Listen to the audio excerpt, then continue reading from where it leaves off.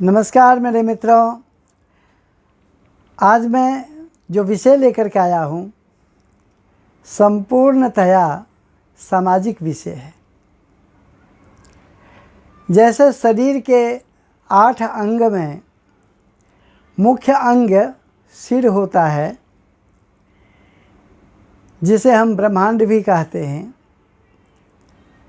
इसी तरह समाज में हम जितने भी वर्ग के लोग हैं, जितने भी जाति धर्म के लोग हैं, उनमें मुख्य अंग, सामाजिक अंग ब्राह्मण होते हैं।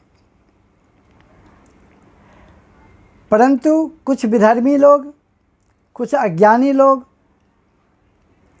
और कुछ उसमें पढ़े लिखे साक्षर लोग भी शामिल हो चुके हैं, जो ब्राह्मणों की निंदा करते हैं, पुरोहित को निंदा करते हैं, कर्मकांड कराने वाले, यज्ञ जाप कराने वाले, पूजा पाठ कराने वाले, व्रत उद्यापन भजन कीर्तन करने वाले ऐसे जो लोग, सात्विक लोग, धर्मावलंबी लोग, जो सभी संस्कारों से युक्त ब्राह्मण होते हैं, उन ब्राह्मणों की निंदा, उन ब्राह्मणों का अपमान जगह जगह पर देखे जाते हैं। ये उचित नहीं है। शरीर का कोई एक अंग अगर यदि टूट जाए, फूट जाए या उसमें कुछ कमी आ जाए तो उसे हम विकलांग कहते हैं। लेकिन शरीर का जो मुख्य अंग सिर ही कट जाए तो वह शरीर समाप्त हो जाता है, उसका जीवन समाप्त हो जाता है। तो ज्ञान प्रकाश चैनल के माध्यम से मैं सभी वर्गों से यही कहना चाहूँगा कि ब्राह्मण आपसे कोई अपेक्षा नहीं रख रहा है।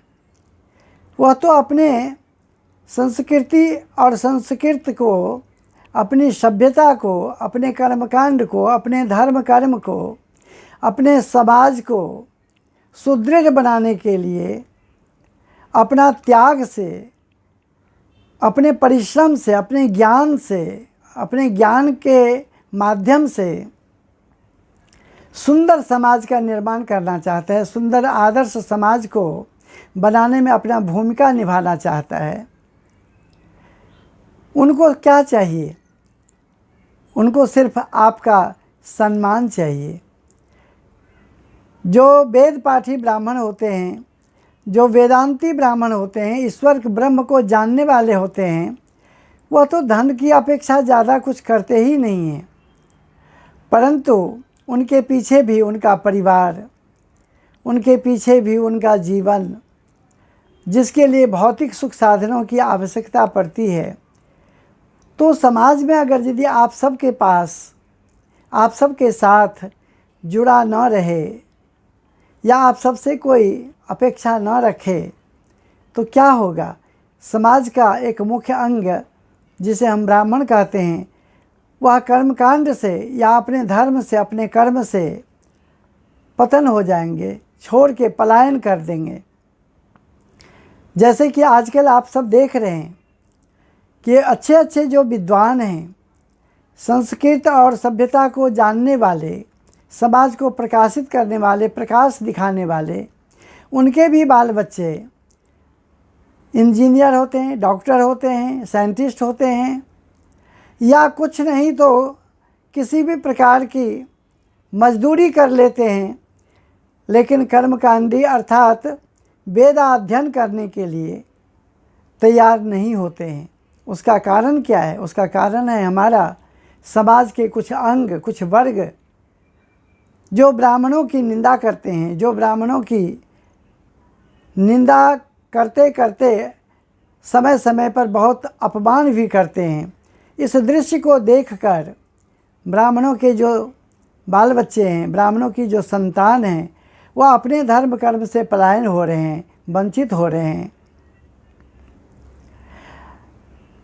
परमात्मा, परमपिता परमेश्वर स्वयं कहते हैं कि विप्रस्य प्रसादेन धरणीधरोऽहं विप्रस्य प्रसादेन लक्ष्मीवरोऽहं विप्रस्य प्रसादेन मम नाम रामो। इतना ही नहीं, वो तो कहते हैं कि सगुण उपासक परहित निरत नीत दृढ़ नेम, अर्थात इस संसार में जितने भी प्राणी हैं उनको सगुण उपासना करना चाहिए, सगुण उपासक होना चाहिए। प्रत्येक दिन नित्य नियम पूर्वक विधि पूर्वक अपने संस्कृति और समाज को, संस्कार को सुरक्षित रखना चाहिए। परमपिता परमेश्वर कहते हैं कि सगुण उपासक परहित निरत नीत दृढ़ नेम ते नर मम प्राण सम जिनके द्विज पद प्रेम। अर्थात आप संसार में किसी भी कोने में कहीं भी जाएं, कितने भी सबल हो जाएं, आप विद्वान हो जाएं, धनवान हो जाएं, सब कुछ हो जाएं, परंतु परमपिता परमेश्वर को प्रसन्न करना हो, परमपिता परमेश्वर को प्राप्त करना हो, परमपिता परमेश्वर की आराधना करनी हो, पूजा करनी हो, तो आपको ब्राह्मणों से प्रीति करना ही पड़ेगा। भगवान कहते हैं कि ब्राह्मण अर्थात द्विज जो अपने संस्कार से दोबारा जन्म लेते हैं, ऐसे ब्राह्मणों के चरण कमल में जिनका प्रीति है, जिनका प्रेम है, जिनको ब्राह्मण के प्रति स्वभाववश प्रभाववश आदर है, सम्मान है, वह परम प्रिय है परमात्मा का। तो मैं तो ये कहना चाहूँगा, मैं ब्राह्मणों से भी, विद्वानों से भी, कि चाहे हमारे समाज के किसी भी वर्ग के लोग अपने कुछ भी बयान दे, अपने कुछ भी चर्चा करे या ब्राह्मणों की निंदा करे, तो भी हमें क्रोध नहीं करना है, हमें लोभ नहीं करना है, हमें उदंड नहीं होने हैं, क्योंकि हम परमपिता परमेश्वर को समझते हैं और परमपिता परमेश्वर हमसे प्रीति करते हैं। तो हमारी सुरक्षा, हमारी रक्षा, हमारी व्यवस्था परमपिता परमेश्वर अवश्य ही करेंगे।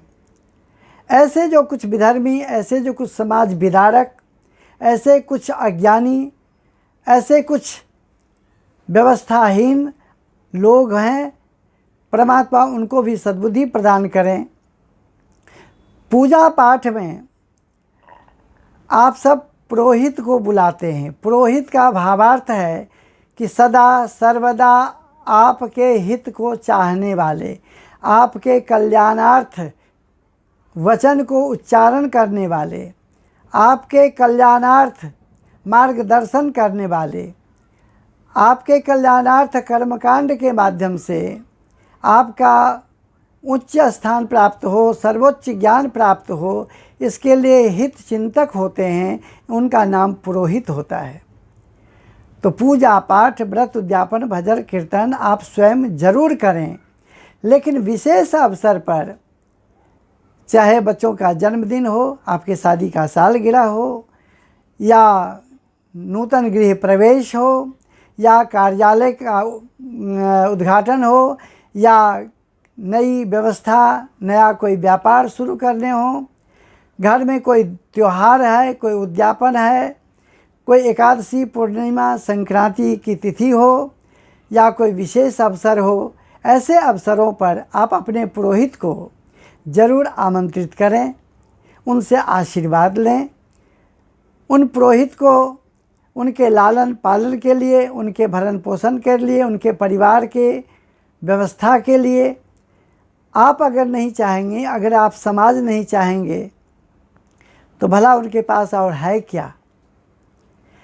न उनके दुकान है, न उनके कोई बढ़िया मकान है, न कोई व्यापार है, न कोई दूसरा संसार है। वो तो संपूर्ण रूप से 100% इस समाज के धार्मिक व्यक्तियों के ऊपर ही निर्भर हैं। इसीलिए आप सब स्वस्थ रहें, सुशिक्षित रहें, धनवान रहें, विद्वान रहें। आप सब बहुत ही अपनी ऊंचाई को प्राप्त करें। लेकिन जैसे शरीर का मुख्य अंग सिर का ध्यान हम रखते हैं, वैसे ही समाज का मुख्य अंग ब्राह्मण का भी सम्मान, ब्राह्मण का भी आदर, ब्राह्मण का भी स्थान देते रहें, ब्राह्मण से आशीर्वाद लेते रहें। इसी के साथ ज्ञान प्रकाश चैनल के माध्यम से मैं सभी समाज के वर्गों से निवेदन करूंगा, प्रार्थना करूंगा कि आप अगर यदि किसी ब्राह्मण का हित ना कर सकें तो उनका अहित ही मत सोचिए। अगर किसी ब्राह्मण का भला ना कर सकें तो उनका दुराग्रह भी ना करें, उनको कोई कष्ट भी ना दें, क्योंकि ब्राह्मणों महादेवता, ब्राह्मण को भूदेव कहते हैं। इस पृथ्वी पर साक्षात देवता के समान ब्राह्मण देवता हैं। इसलिए ब्राह्मणों का आदर हो, सम्मान हो, यही ज्ञान प्रकाश चैनल के माध्यम से आप सबसे विनती करूंगा और सुंदर समाज, आदर्श समाज हमारा स्थापित हो।